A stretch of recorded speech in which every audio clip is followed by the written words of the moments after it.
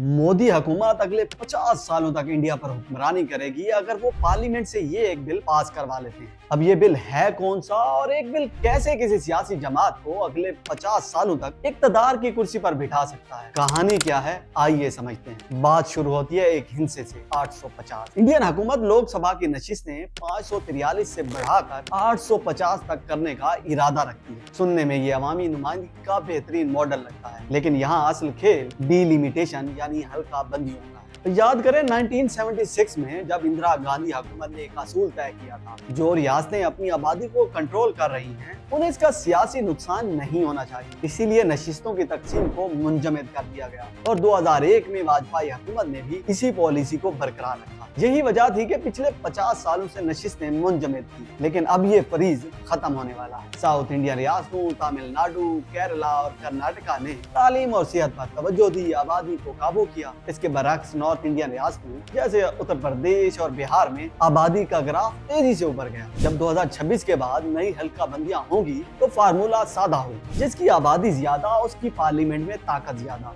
नतीजा north states को plate में रखकर इतनी नशिस्तें मिल जाएंगी कि साउथ की आवाज दिल्ली के ईवानों में महज एक बाज गश्त बनकर रह जाएगी। अब इसे इत्तेफाक कहें या एक मुनज़्ज़म चाल, नॉर्थ ही वो खिता है जहां मोदी हुकूमत का गला सबसे ज्यादा मजबूत है। लेकिन क्या सिर्फ नशिस्तें बढ़ाना काफी है? नहीं, ताकत को मुस्तकिल करने के लिए उसके सामने आने वाली रुकावटों को भी हटाना जरूरी होता है। गुज़िश्ता माह हुकूमत ने सुप्रीम कोर्ट से बिल्स यानी पब्लिक इंटरेस्ट लिटिगेशन को महदूद करने की बात की। ये वही बिल्स हैं जिनके जरिए एक आम शहरी हुकूमत के बड़े से बड़े फैसले को अदालत में चैलेंज कर सकता है। साथ ही नए IT कानून की तलवार भी लटक रही है। अब हुकूमत के पास ये ताकत होगी कि वो किसी भी ऐसे मवाद को महज 3 घंटों में इंटरनेट से हटवा दे जिसे वो नामुनासिब समझे। यानी तनकीद का गला घोंटने के लिए अब महीनों नहीं, सिर्फ चंद घंटे दरकार होंगे। जदीद दौर में जमहूरियतें अचानक खत्म नहीं होती, कोई टैंक सड़कों पर नहीं आते, बल्कि जमहूरियत को आहिस्ता आहिस्ता रीडिजाइन किया जाता। इसे एक ऐसे सांचे में ढाला जाता है जहाँ वोट तो पड़ते हैं, इलेक्शन भी होते हैं, लेकिन नताइज पहले से तयशुदा निजाम के ताबे होते हैं।